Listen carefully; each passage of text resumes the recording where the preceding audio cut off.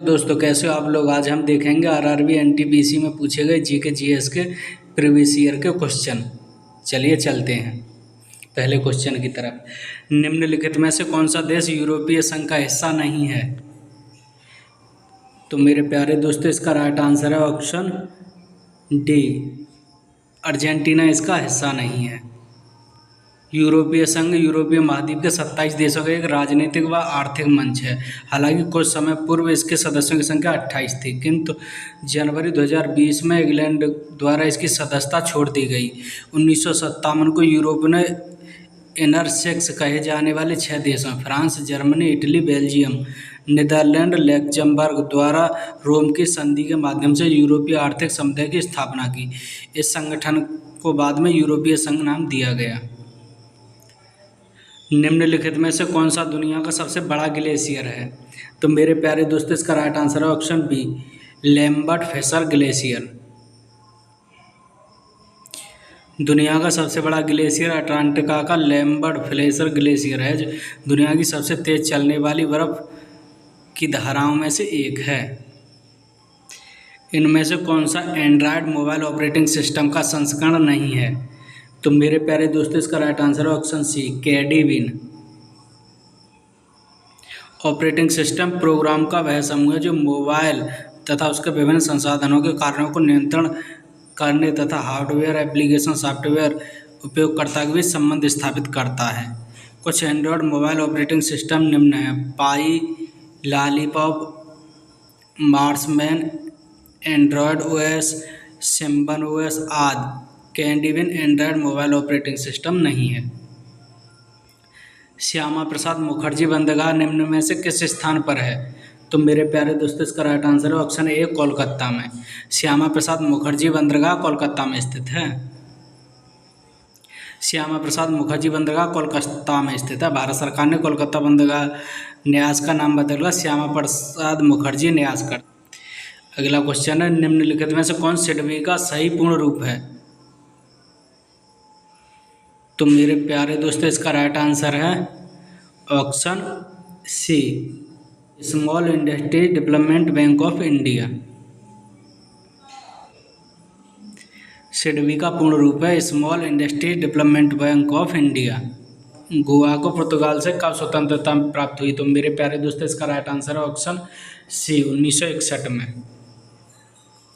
15 अगस्त 1955 को गोवा को पुर्तगाली शासन से मुक्त कराने के लिए 3000 सत्याग्रहियों ने अहिंसात्मक आंदोलन शुरू किया और जनता ने जनमत संग्रह की मांग की, परंतु पुर्तगालियों की सेना ने निहत्थी जनता पर गोलियां चलाकर भारत सरकार को हस्तक्षेप करने के लिए विवश कर दिया। भारत सरकार ने गोवा में ऑपरेशन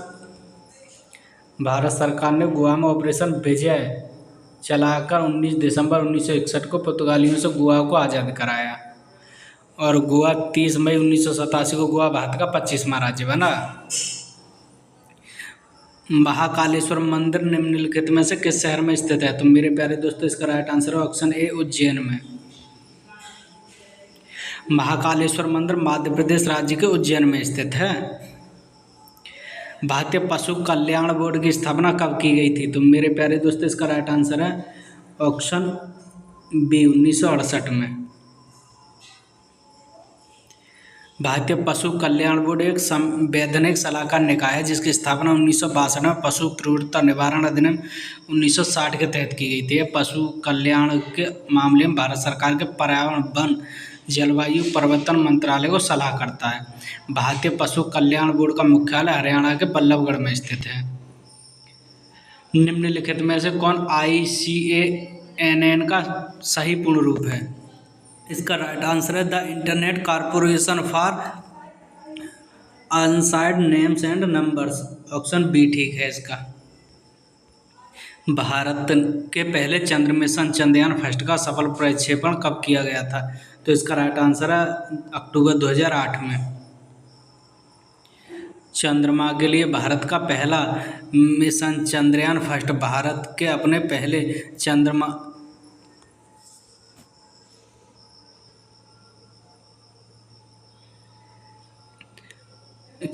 के लिए भारत का पहला चंद्रयान फर्स्ट भारत ने अपने पहले चंद्रयान का प्रक्षेपण श्रीहरिकोटा के सतीश धवन अंतरिक्ष केंद्र से 22 अक्टूबर 2008 को ध्रुवीय उपग्रह प्रक्षेपण यान PSLV-C11 के द्वारा किया था। दूसरा 22 जुलाई 2019 को भारतीय भूतलकारी उपग्रह प्रक्षेपण यान GSLV-AM के थर्ड द्वारा चंद्रयान 2 का सफलतापूर्वक प्रक्षेपण किया गया, जिससे ऑर्बिटर लैंडर विक्रम व रोवर प्रज्ञा का प्रयोग किया गया। लैंडर विक्रम का सफलतापूर्वक सॉफ्ट लैंडिंग न होने के कारण यह पूर्ण रूप से सफल नहीं हो सका।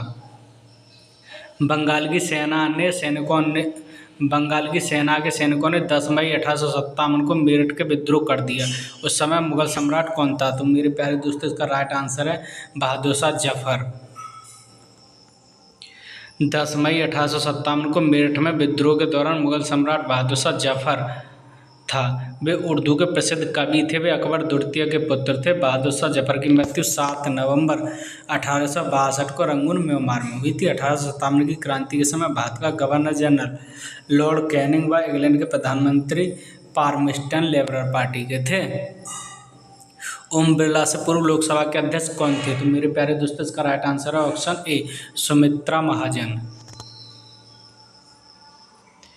सियाचिन हिमनद क्षेत्र निम्नलिखित में से किस क्षेत्र में स्थित है? तो मेरे प्यारे दोस्तों, इसका राइट आंसर है ऑप्शन सी, काराकोरम पर्वतमाला। सियाचिन हिमनद क्षेत्र हिमालय की पूर्वीय काराकोरम पर्वतमाला भारत पाक नियंत्रण रेखा के पास स्थित है। जिस भारत छोड़ो आंदोलन निम्नलिखित में से किस वर्ष शुरू किया गया था? तो मेरे प्यारे दोस्तों, इसका राइट आंसर है ऑप्शन सी, 1942 में। क्रिप्स मिशन की असफलता के बाद 1942 में वर्धा में कांग्रेस ने अंग्रेजों द्वारा भारत छोड़ो प्रस्ताव पारित किया और 8 अगस्त 1942 को कांग्रेस की बैठक बम्बई में ऐतिहासिक ग्वालियर टैंक में हुई। इसकी अध्यक्षता अबुल कलाम आज़ाद ने की।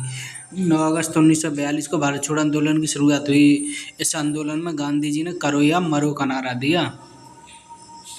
भारत चीन युद्ध निम्नलिखित में से किस वर्ष हुआ था? तो मेरे प्यारे दोस्तों, इसका राइट आंसर है ऑप्शन ए, 1962 में। भारत चीन युद्ध 1962 में हुआ था। निम्नलिखित में कौन सी एक नदी ज्वारेन्मुख एस्चुरी का निर्माण करती है? तो मेरे प्यारे दोस्तों, इसका राइट आंसर है ऑप्शन ए, नर्मदा नदी।